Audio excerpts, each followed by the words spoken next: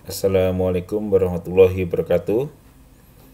Selamat bertemu kembali dengan kuliah kimia anorganik ya. Di kuliah kimia anorganik kali ini kita menggunakan buku yang diterbitkan atau ditulis oleh Silberberg ya, yaitu chemistry ya, tentang chemistry tapi dari lebih banyak bicara tentang molecular chemistry ya di buku ini. Nah, di pertemuan yang kedua ini saya akan sampaikan tentang beberapa hal terkait dengan covalent and ionic bonding, kemudian ada hydrogen bonding dan metallic bonding ya. Ini merupakan kelanjutan ya dari pertemuan pertama yang kita sudah mengulas tentang perkembangan teori atom ya, dari teori atom Dalton hingga teori atom modern ya. Nah, untuk kita mempelajari tentang chemical bonding ini, maka kita akan meng-highlight ya beberapa chapter dari buku Silberberg ini ya. Jadi kita nanti mau ambil di chapter 2.7, kemudian chapter 9.1, 9.2, 9.3 dan 9.6 ya. Ini bicara tentang covalent and ionic bonding, hydrogen bonding, metallic bonding ya. Nah, di sini yang kita bahas adalah chemical bonding dari aspek molecular chemistry ya. Baik, kita mulai pada section 2.7 ya. Kita akan mengenalkan yang namanya chemical bonding. Jadi chemical bonding ini merupakan salah satu ciri dari compound ya. Kalau senyawa atau compound itu adalah salah satu sifatnya itu adalah merupakan di situ terdapat ikatan ya antara kedua atom yang membentuk compound itu adalah menggunakan chemical bonding ya. Nah, beda dengan yang campuran ya, or mixture ya. Kalau campuran atau mixture itu adalah physically bonding, jadi atau physically attraction ya. Nah, kita mengenal ya, ada gas mulia, kemudian ada juga yang atom-atom yang lain selain gas mulia ya. Jadi kalau gas mulia itu ada di dunia ini itu, atau noble gases ya. Ini dalam bentuk atom murninya ya. Misalnya helium itu ya helium saja. Kalau neon ya neon saja, argon argon saja. Karena gas mulia ini adalah mempunyai struktur yang lebih stabil ya. Mempunyai struktur yang paling stabil. Nah, kemudian kalau yang lainnya ya, kalau yang lainnya beberapa atom itu cenderung bergabung ya, cenderung bergabung menjadi satu untuk mencapai kestabilan ya. Intinya adalah kenapa setiap atom itu bergabung dengan yang lain ya, membentuk suatu senyawa adalah tujuannya adalah salah satunya untuk mencapai keseimbangan ya. Nah, unsur-unsur ini akan bergabung ya. Ada dua cara ya, unsur-unsur tersebut bergabung menjadi satu. Jadi di sini melibatkan elektron ya, elektron dari atom-atom yang berinteraksi tersebut. Nah, elektron sudah kita bicarakan di pertemuan yang lalu bahwa di dalam atom itu terdapat elektron, di mana elektron itu bergerak mengelilingi inti pada lintasan yang tidak pasti ya. Kemudian di dalamnya juga ada proton dan juga ada neutron yang berada di dalam nukleus. Nah, tentang pelibatan elektron di sini ya antara kedua atom itu ada dua cara ya. Yang pertama adalah dengan cara transferring elektron ya, atau berpindahnya elektron ya dari atom satu ke atom yang lain ya. Maka itu biasanya membentuk ikatan ionik atau membentuk suatu senyawa ionik ya, dengan berpindahnya elektron dari atom yang satu ke yang lain. Kemudian cara yang kedua adalah sharing elektron ya, atau elektronnya dipakai bersama-sama membentuk chemical bonding. Nah, kalau seperti ini nanti kedua atom tersebut akan membentuk senyawa kovalen ya. Nah, maka kedua proses ini akan menghasilkan yang dinamakan dengan chemical bond ya. Tentunya chemical bond ini jauh lebih kuat ya di dalam mengikat antara kedua atom tersebut ya, terdiri dari gaya-gaya yang terjadi di situ, itu lebih kuat dibandingkan dengan physically bond atau physically attraction yang seperti yang mixture atau campuran ya. Oleh karena itu kalau kita bicara tentang senyawa ya, atau bonding, chemical bonding, maka kita tidak akan lepas dari yang namanya bicara energi. Maka aspek molekular yang kita bahas di dalam chemical bonding ini adalah nanti dari aspek energi. Nah, aspek energi ini bisa dalam bentuk apakah itu gaya tarik, atau itu dalam bentuk gaya tolak, atau mungkin netnya itu adalah tarik menarik atau tolak menolak. Itulah nanti yang menentukan apakah interaksi antara kedua atom itu bisa membentuk chemical bond atau tidak gitu ya. Nah, kemudian ketika dua atom tadi berinteraksi, misalnya pada ikatan atau senyawa ionik ya misalnya. Nah, senyawa ionik itu terdiri dari ion-ion ya. Karena jadi ion itu terjadi nanti ketika kehilangan atau mendapatkan tambahan elektron. Nah, ini tidak terjadi pada senyawa yang kovalen, karena di situ bukan perpindahnya elektron tetapi adalah pemakaian elektron secara bersama-sama ya. Walaupun nanti di chapter 9 nanti kita akan bicarakan bahwa yang dinamakan senyawa ionik itu ya tidak ionik murni, ada berapa persentase yang mempunyai karakter ionik dan berapa persen nanti punya karakter kovalen ya. Misalnya NaCl ya, NaCl itu bisa jadi punya karakter sekian persen ionik, tapi juga ada sekian persen nanti karakter kovalen ya. Misalnya ada lagi KBr ya, mungkin berapa persen ioniknya dan berapa persen kovalennya. Jadi sebenarnya seperti itu sebenarnya ya. Cuma memang yang dominan apa gitu kan. Kalau NaCl mungkin dominannya adalah ionik misalnya. Jadi elektronnya berpindah gitu. Nah, ketika suatu atom ya kehilangan satu elektron karena transfer tadi ya. Misalnya ada satu logam yang kehilangan satu atau lebih elektron, maka logam tersebut akan menjadi bermuatan positif karena dia kehilangan elektron tadi ya.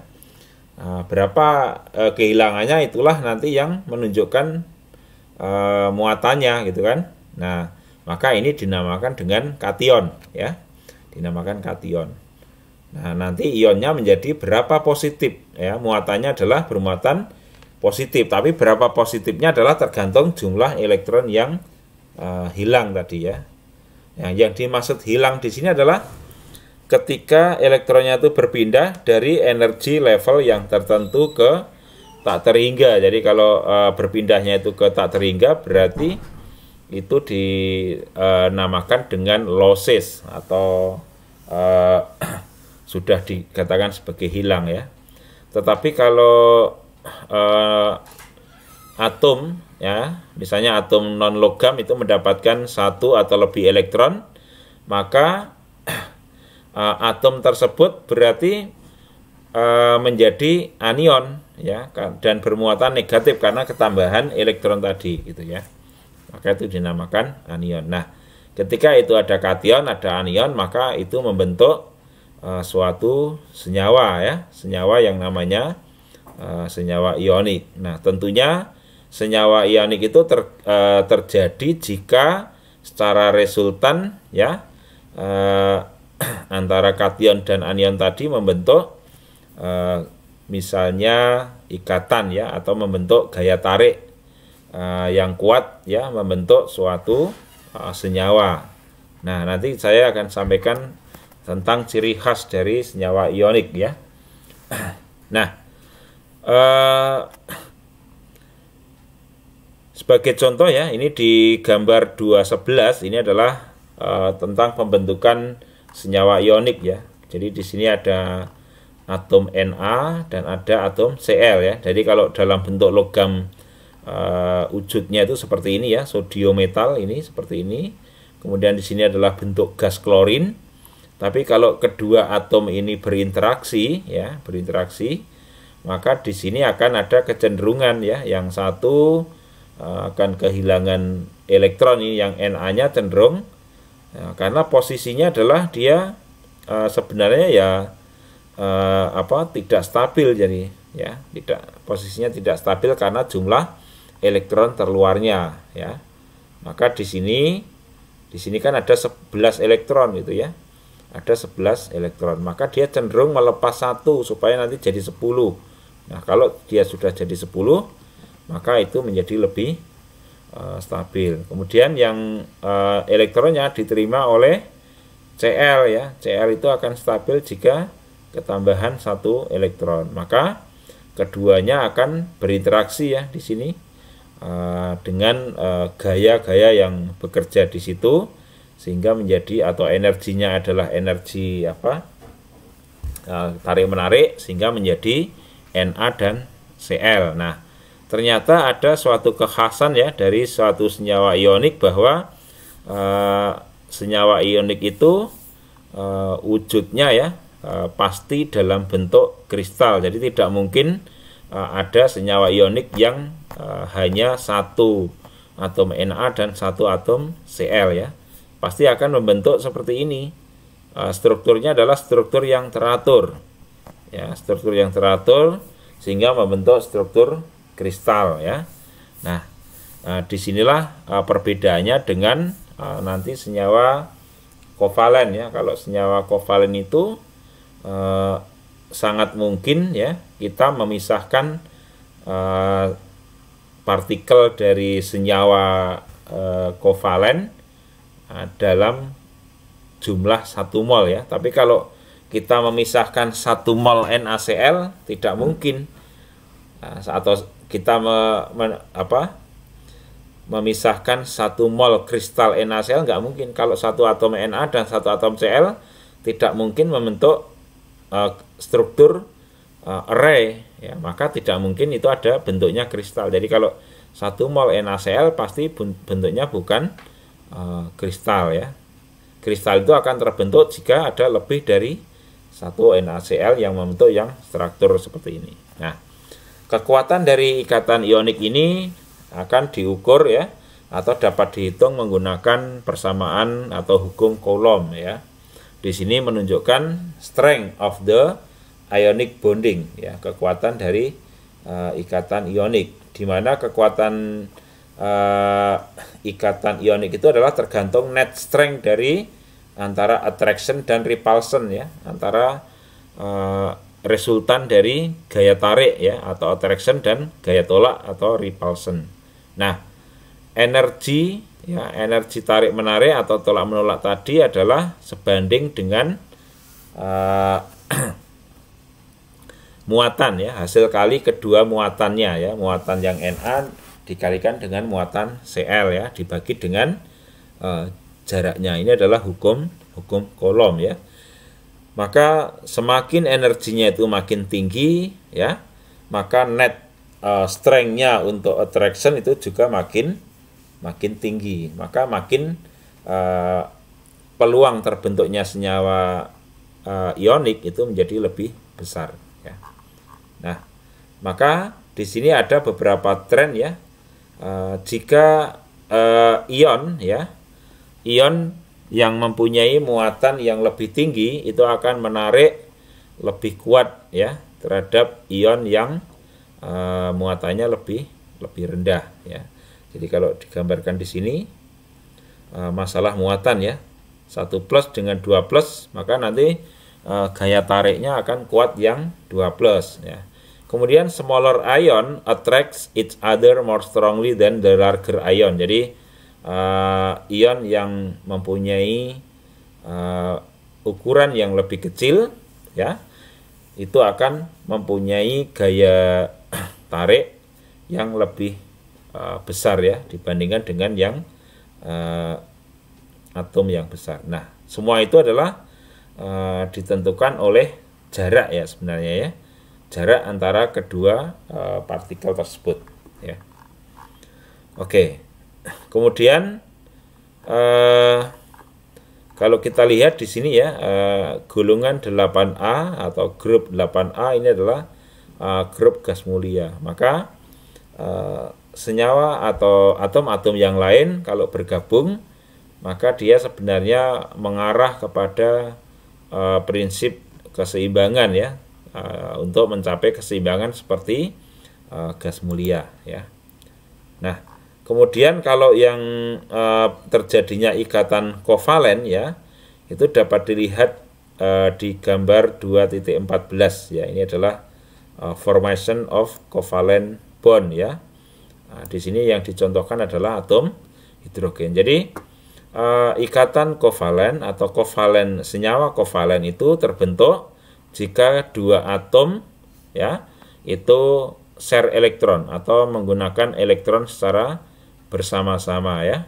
Biasanya di sini adalah antara non logam dan non logam gitu ya. Nah, seperti itu. Nah, itu akan membentuk. Nah, cuma sharing kedua elektron tersebut sebenarnya kalau secara energinya itu tidak tarik menarik ya, tidak akan pernah terjadi ikatan atau senyawa kovalen ya. Nah, coba kita lihat di gambar ini ya. Kita lihat di gambar 2.14 ya.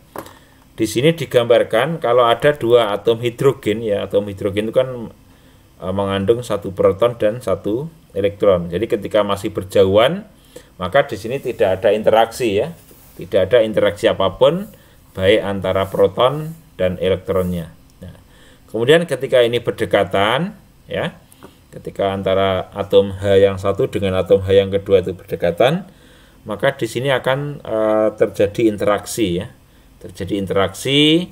Interaksinya apa? Jadi kalau proton dengan proton ya tidak tarik menarik, itu tolak menolak ya. Kemudian kalau elektron ya dengan proton ditarik oleh proton ya, proton ditarik oleh elektron. Nah, nanti elektron dengan elektron tolak menolak, proton dengan proton yang juga tolak menolak. Nah, kalau itu sudah berdekatan sekali ya, lebih dekat lagi, maka akan seperti ini hubungannya ya, antara proton dengan proton ini adalah tolak menolak ya. Garis merah ini adalah tolak menolak. Tetapi yang garis hijau itu tarik menarik. Contohnya ini proton yang kiri dengan elektron yang kanan, atau elektron yang kiri dengan proton yang kanan. Maka ini adalah tarik menarik gitu ya. Nah, kalau di total antara yang tolak menolak ya atau repulsion dengan yang attraction, maka secara netnya adalah attraction ya atau tarik menarik. Maka terjadilah senyawa kovalen dari hidrogen. Tetapi kalau net energinya tadi adalah tolak menolak ya, maka tidak akan pernah terbentuk senyawa hidrogennya tersebut gitu ya. Ini adalah terjadinya senyawa kovalen atau ikatan kovalen ya. Nah, nanti di ikatan kovalen itu nanti kita mengenal ya, ada yang polar, ada yang non polar ya, itu nanti di berikutnya lagi. Kemudian ada jenis lain lagi yang namanya polyatomic ion ya. Jadi di dalam satu senyawa di sini terdapat dua jenis ikatan ya. Maka kita menyebutnya adalah polyatomic ion ya. Nah, sebagai contoh adalah CaCO3 ya. Ini CaCO3 ya. Nah, CaCO3 itu seperti ini ya bentuknya. CaCO3 ini wujudnya ya, ini kristal kalsium karbonat ya. Kemudian di sini adalah CaCO3. Nah, di sini ada ikatannya apa sih CaCO3 itu? Nah, nanti kita lihat. Nah, antara Ca2+ dan CO32- di sini kan membentuk struktur yang teratur ternyata ya. Ini Ca2+, kemudian yang ini CO32-, ini Ca2+, dan seterusnya. Ini membentuk struktur yang teratur. Maka senyawa Ca2+ yang berhubungan atau berikatan dengan CO32- akan membentuk kristal. Kristal. Ini akan kristal kan karena strukturnya teratur ini. Tapi kalau kita lihat CO3 misalnya ya. Di sini ada CO3. Ini C, ini adalah O, ini O, ini O. Nah, CO3 ini antara C dengan O kan ikatannya ini kovalen ya. C dengan O adalah kovalen. Ini juga kovalen. Nah, CO3 2- ya. 2- berarti dia secara total ini kekurangan 2 elektron gitu ya. Sehingga nanti Ca tadi melepas 2 elektron nanti diterima oleh CO3 ini karena di sini kekurangan 2 elektron. Nah, sehingga di dalam senyawa kristal kalsium karbonat ini terdapat 2 jenis ikatan ya. Di sini adalah antara Ca2+ dan CO3 itu adalah ikatannya ionik. Tetapi di dalam CO3 ikatannya adalah kovalen gitu ya. Nah, ini kemudian kita masuk ke bab 9.1 ya. Kita lanjutkan tentang senyawa pembentukan senyawa kovalen atau senyawa ionik ya. Kita lanjutkan di bab 9 ya. Oke. Nah, di chapter 9 ini akan lebih mendalam lagi ya.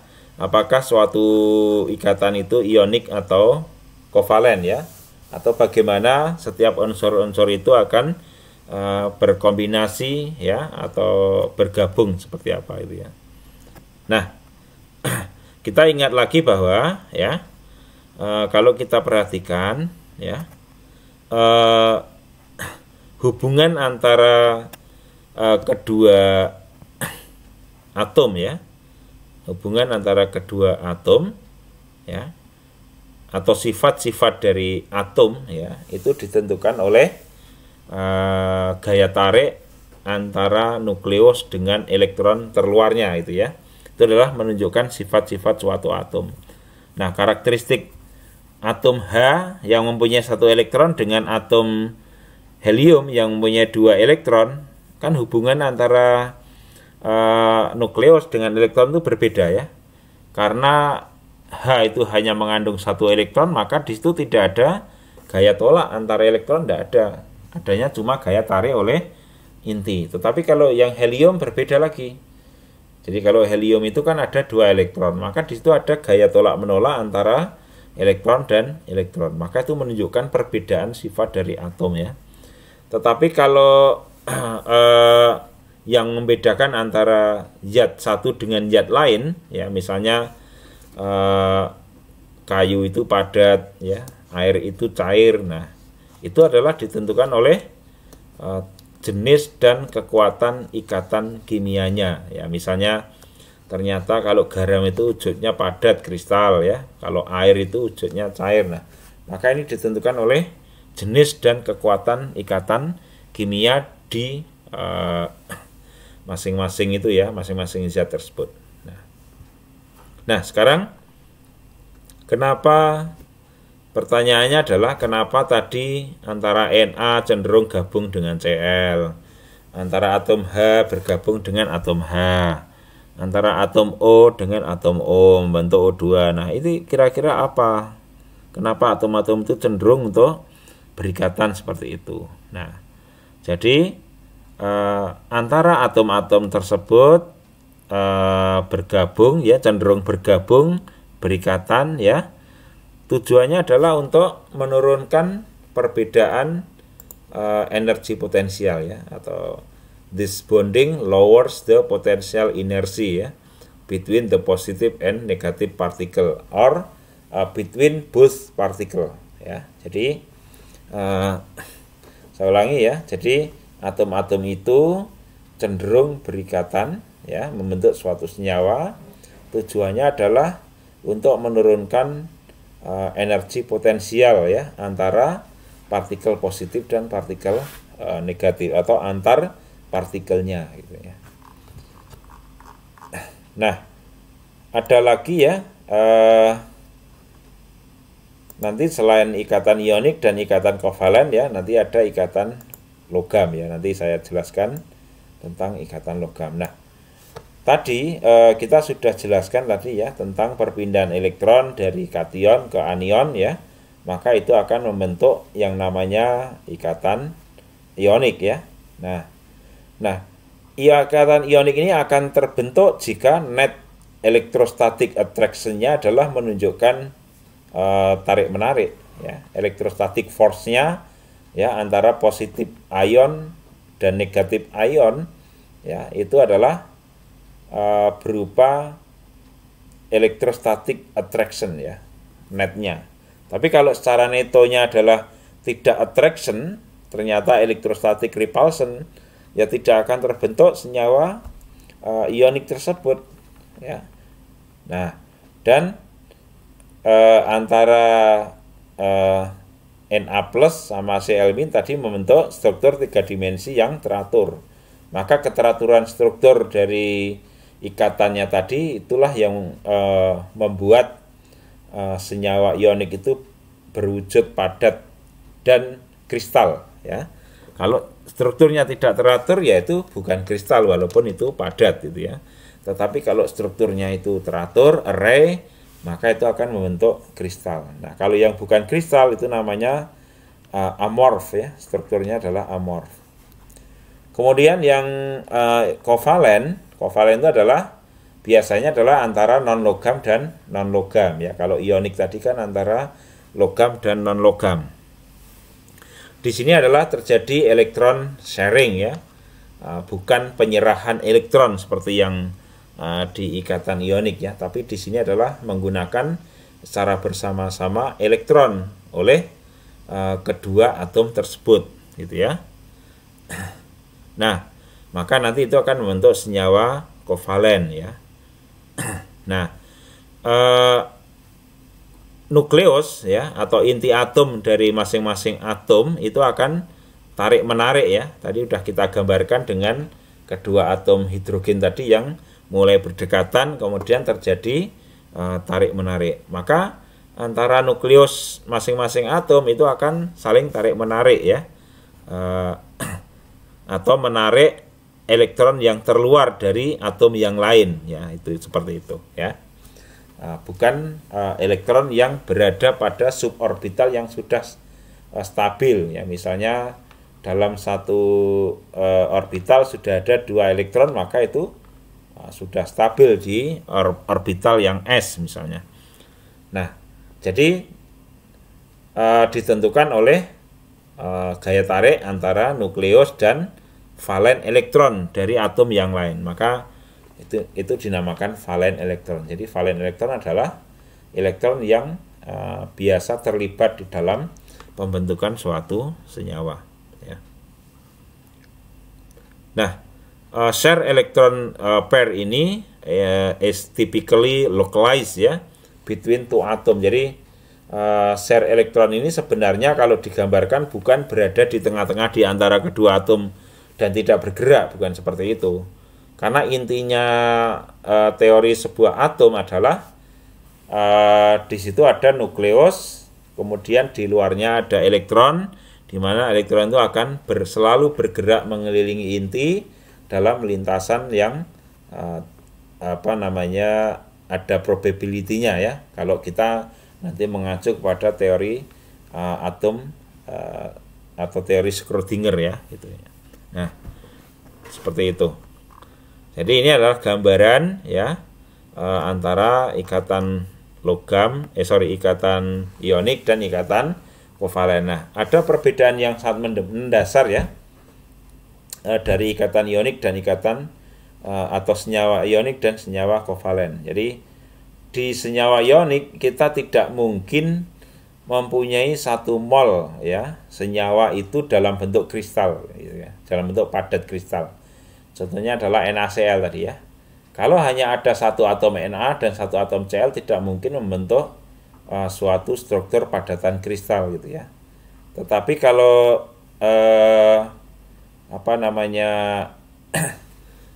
misalnya hidrogen tadi ya, kalau hidrogen itu kita atau water ya, water ya, misalnya air itu kan ikatannya kovalen itu ya, maka kita sangat mungkin kita bisa, asalkan kita mampu untuk memutus gitu ya, kita bisa pisahkan 1 mol H2O gitu ya.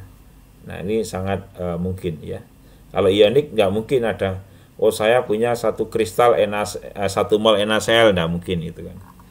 Nah itu sebagai gambaran untuk membedakan antara ionik dan kovalen. Walaupun nanti di sini akan kita pelajari bahwa ada suatu senyawa atau beberapa senyawa itu adalah mempunyai karakter dua-duanya ya, punya karakter ionik dan juga punya karakter kovalen. Walaupun nanti perbedaan persentase probability-nya itu berbeda. Ada satu lagi yaitu ikatan logam ya. Kalau digambarkan di sini, maka di dalam ikatan logam itu misalnya antara atom Na dengan Na gitu ya, atau Fe dengan Fe misalnya gitu ya. Maka di sini ada sekumpulan atom Na yang berdampingan seperti ini. Atau kalau kita menggunakan logamnya itu besi, ya berarti ini atom besi, besi, besi, besi dan seterusnya. Nah, kita tahu bahwa Na itu mempunyai elektron yang paling luar ya. Ada elektron yang paling luar yang dinamakan valens elektron ya. Kemudian kalau yang logam Fe misalnya ya juga sama. Kita lihat ada elektron yang terluar yang merupakan valens elektron. Nah, kalau valen elektron ini misalnya berkumpul, saling berkumpul di luar, karena ini kan atom-atom berdekatan nih. Nah, maka yang elektron terluarnya pasti akan berinteraksi satu sama yang lain. Maka itu membentuk yang namanya elektron pooling ya, atau awan elektron di situ. Dan elektron itu bisa bergerak bebas sepanjang logam itu. Ya, khusus yang valen elektron, tidak termasuk elektron yang sudah stabil di suborbitalnya. Nah, maka di sini elektron-elektron yang terluar itu akan bisa bergerak bebas. Maka itu salah satu ciri khas dari ikatan logam itu ya. Sehingga kalau kita di ujung salah satu logam ini kita beri panas itu ya, kita beri panas yang daerah sini misalnya, maka panas itu akan cepat merambat ke yang sebelah kiri. Karena apa? Di situ adalah tadi kan elektron itu akan bergerak bebas di sini sepanjang di luar struktur yang stabil tadi. Dia akan bergerak ya, dia akan berpindah, mungkin bisa ke atom yang lain yang di sebelahnya, karena dia sudah merupakan valen elektron. Di sini akan bergerak bebas ya. Maka itu namanya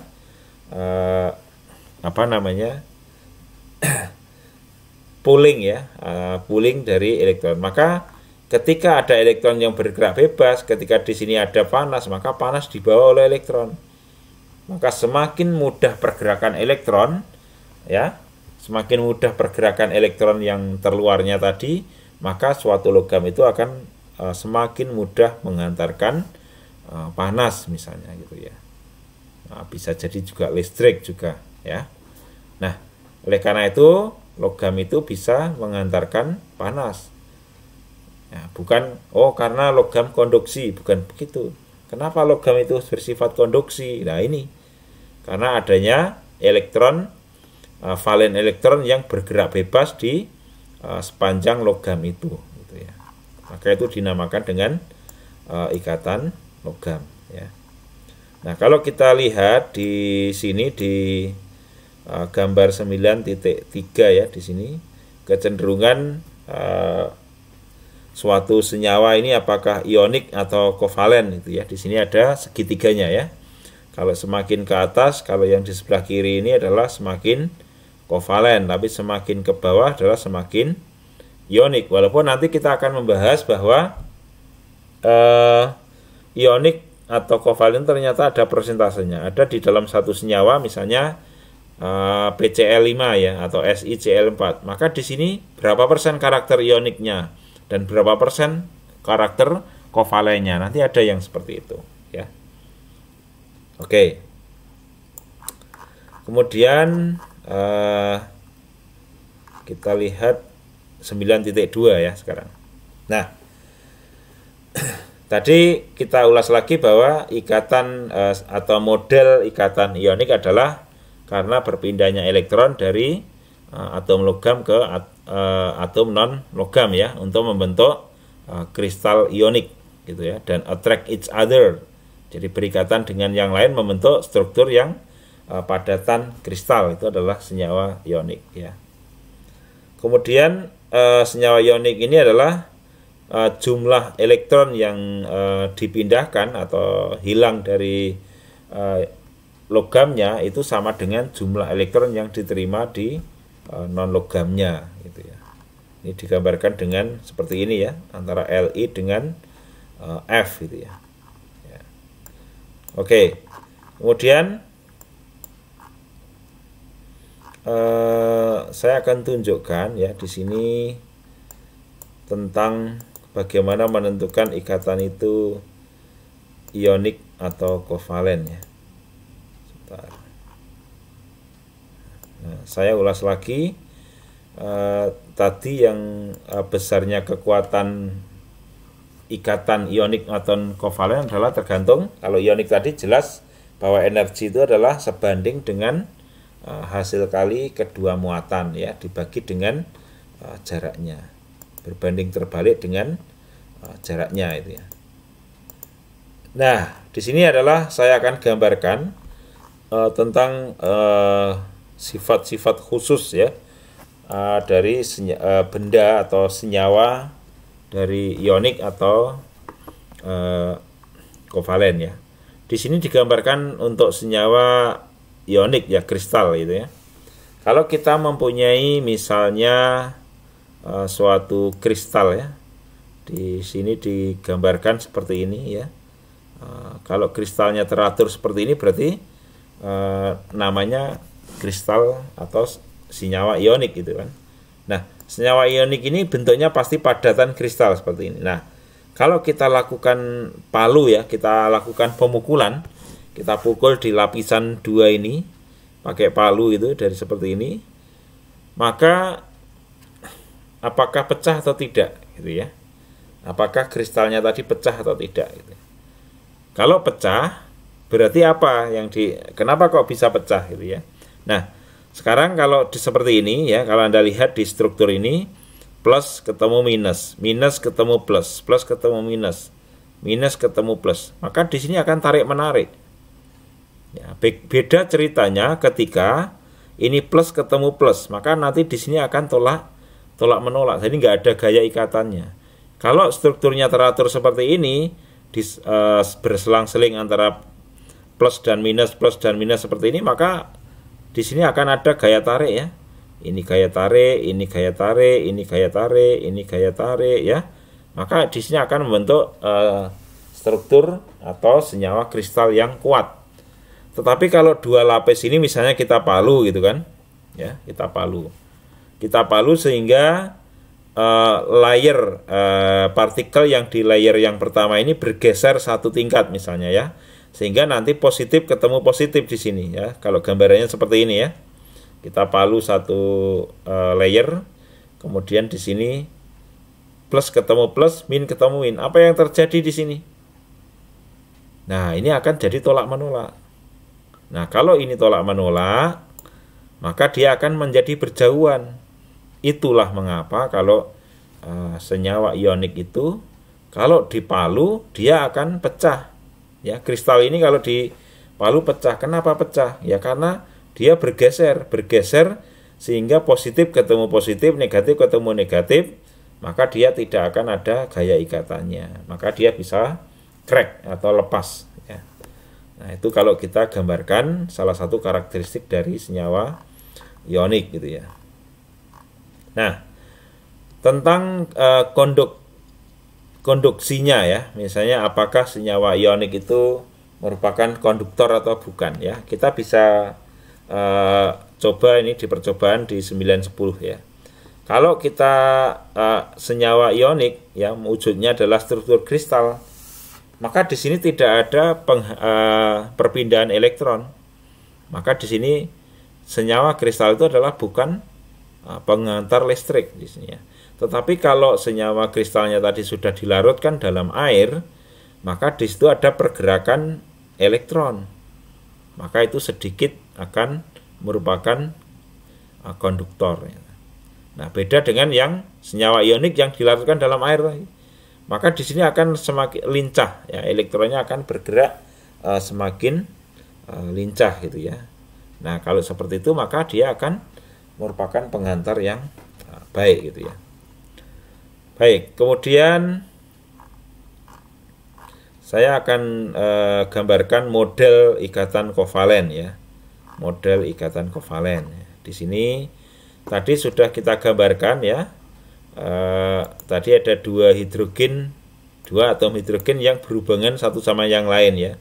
Nah, setelah dia berhubungan maka akan menjadi seperti ini ya. Antara positif dengan positif nanti ada repulsion atau tolak menolak ya. Nah, ini misalnya milih atom satu, ini milih atom satunya lagi gitu ya. Nah, antara elektron dengan elektron juga tolak menolak. Nah, sementara yang antara nukleus dengan elektron dengan nukleus dengan nukleus ya, dengan yang buat positif ya, nukleusnya positif dengan elektron ini akan tarik menarik. Nah, ini kalau dihitung secara neto, maka secara totalnya adalah attraction atau tarik menarik. Gaya tolaknya ini hanya sedikit misalnya begitu ya. Nah, nanti ini bisa membentuk senyawa yang namanya hidrogen. Ini menjadi sebuah, karena secara total tadi adalah attraction, maka gaya inilah yang dinamakan namanya chemical bond ya, atau ikatan kimia gitu. Nah, di sini ada beberapa panduan ya. Saya share dulu tentang bagaimana kita menilai suatu ikatan itu kovalen atau ionik ya. Sebentar ya. Ada di subchapter berapa itu ya. Sebentar saya carikan dulu ya. Nah, 9.4 ya. 9.6 ya. Oke, 9.6 ya. Sebentar ya, 9.6.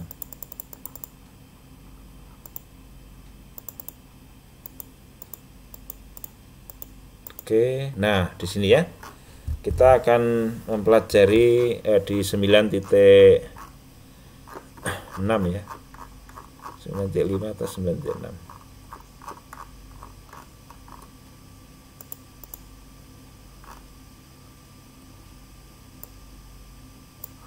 Oke.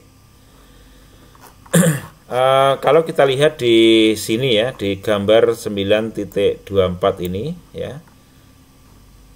Ini adalah salah satu cara untuk menentukan bagaimana suatu senyawa itu termasuk kovalen atau ionik ya. Nah, di sini kita harus tahu dulu beda energi electronegativity ya.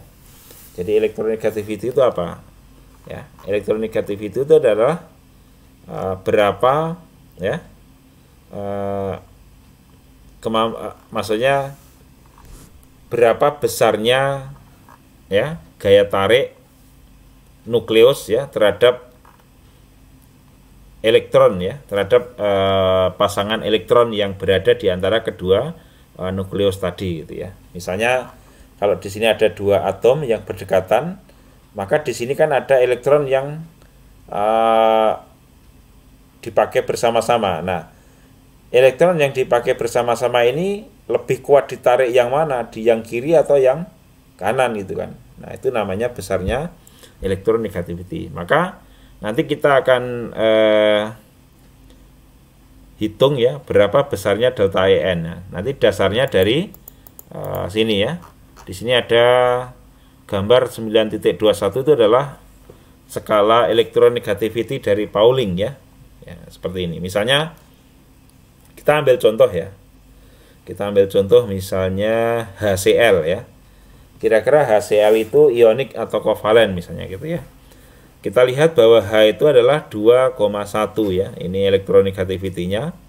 Sedangkan Cl- itu adalah 3,0 ya. Kalau kita berapa perbedaannya atau delta En-nya adalah Cl itu 3,0 dikurangi 2,1. Berarti itu berapa? 0,9 ya. Nah, coba 0,9 delta En-nya. Nah, kalau itu 0,9, kalau kita plotkan di 9.24 ya. 0,9 berarti ini 0,0, 0,4 ya. Di sini adalah 1 kira-kira. Maka ada di sini ya kira-kira.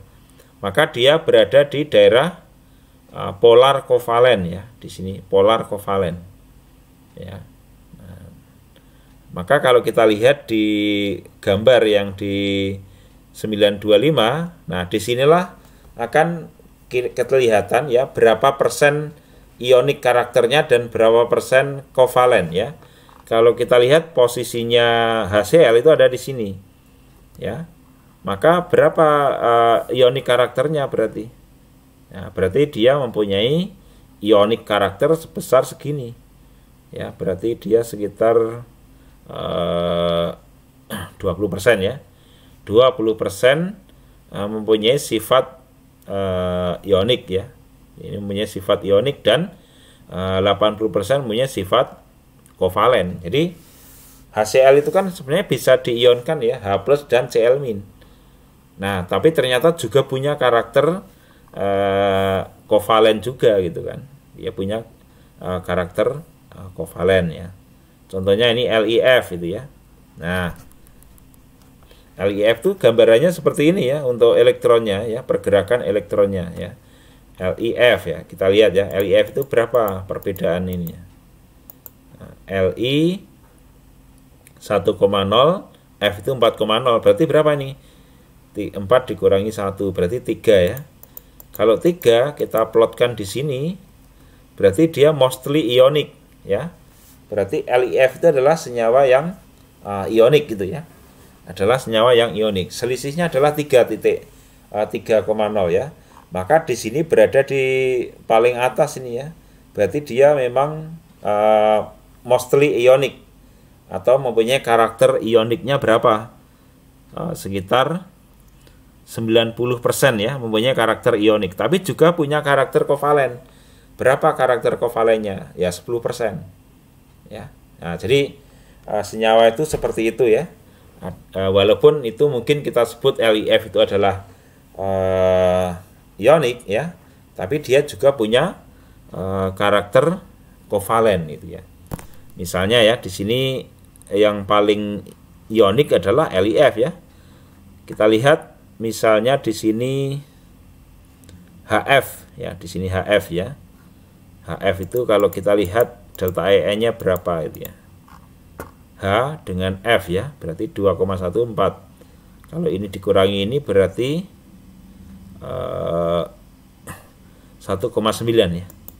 Nah, kalau 1,9 kita plotkan di sini ya, berarti daerah sini, berarti mostly ionic ya, tapi tidak ionik sekali ini ya. Mostly ionic masuk dalam area mostly ionic ya. Nah, kalau kita lihat di sini ternyata dia mempunyai ionik karakternya adalah berapa ini? 45 misalnya ya, 45% ionik dan mempunyai karakter 55% kovalen ya. Jadi itu ya tentang sebenarnya seperti itu ya. Jadi tidak murni suatu zat itu 100% ionik karakter, ini jarang gitu kan. Ini jarang ya. Kecuali Cl2 misalnya ya. Cl2 itu memang mempunyai 0% ionik karakter ya. Mempunyai 0% ionik karakter ya. Oke. Jadi seperti itu. Ada yang murni, ada yang, kalau yang hidrogen kan tidak mungkin dia akan terjadi perpindahan elektron gitu kan. Maka dia pasti 0% ionic karakter dan 100% dia kovalen gitu ya. Nah, tapi kalau untuk yang senyawa ionik ya, maka di sini jarang yang mempunyai 100% karakter ionik gitu ya. Jadi seperti itu. Oke. Itu adalah yang paling menentukan di sini adalah tadi elektronegativity ya, atau perbedaan dari elektronegativity ya.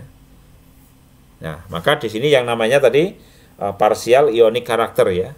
Delta En itu akan mempengaruhi berapa besarnya ionic karakternya gitu ya. Semakin besar delta En ya, maka dia akan mempunyai kecenderungan ionic karakter yang lebih tinggi gitu ya. Itu kalau dilihat dari delta En-nya atau perbedaan elektronegativity. Maka di sini elektronegativity itu adalah kemampuan relatif dari suatu nukleus itu menarik shared elektronnya. Jadi elektron yang dipakai bersama-sama tadi ditarik lebih kuat kemana gitu kan, apakah di tengah atau berada di dekat yang kiri atau yang kanan. Nanti kita akan detail tentang ini di polarity ya. Baik, kemudian untuk section ionik dan kovalen saya kira sudah lengkap ya. Tinggal yang 9.6 adalah yang metalik ya. Tadi sudah kita singgung bahwa ikatan logam itu terjadi ya, terjadi akibat dari ada valen elektron yang paling luar yang bergerak bebas ya sepanjang logam itu. Nah, karena pergerakan dari valen elektron inilah yang membawa panas ya dari daerah yang satu ke daerah yang lain, sehingga logam itu mempunyai sifat konduktor ya. Sifat konduktor dari logam itu akibat dari pergerakan atau delocalized elektron yang bisa bergerak bebas sepanjang logam itu. Nah, pergerakan yang bebas dari elektron sepanjang logam itu bisa membawa panas ya, maka logam itu bersifat konduksi misalnya. Atau dia membawa elektron itu ya. Ketika di sebelah kanan itu diberi elektron ya, logam yang sebelah kanan diberi elektron, maka dia akan terdesak, maka elektronnya akan bergerak ke kiri misalnya. Maka logam itu juga bisa mengantarkan listrik gitu ya, akibat dari kemudahan elektron itu bergerak sepanjang dari logam itu gitu ya. Ini yang terkait dengan ikatan logam itu yang paling penting. Kita harus memahami itu ya. Bukan kalau ditanya misalnya kenapa logam itu mudah menghantarkan panas, karena logam bersifat konduktor, maka itu bukan jawabannya seperti itu. Kalau di dalam buku kimia ini yang kita mengarah kepada molekular ya, maka kita harus membahasnya sampai level yang saya sampaikan tadi gitu ya. Dilihat dari struktur elektronnya gitu kan. Nah, misalnya tadi ada delocalized elektron, elektronnya itu di bagian luar ngumpul, kemudian dia bergerak bebas sepanjang logam itu. Nah, itulah yang membuat logam itu mempunyai sifat konduktor tadi gitu. Saya kira itu ya untuk pertemuan kali ini untuk topik ikatan ionik, ikatan kovalen, ikatan logam ya. Saya kira sudah lebih jelas. Sebenarnya kalau kita mau bahas itu ya panjang sekali ya untuk masalah ikatan itu kalau lebih detail lagi. Belum kita masalah berapa besar energinya dan seterusnya. Maka kalau itu nanti di chemistry itu mungkin lebih detail lagi. Nah, kalau kita untuk teknik kimia ya cukup sampai paham untuk hal-hal yang seperti ini sudah cukup bisa menjelaskan fenomena-fenomena yang ada di case teknik kimia. Demikian, terima kasih. Assalamualaikum warahmatullahi wabarakatuh.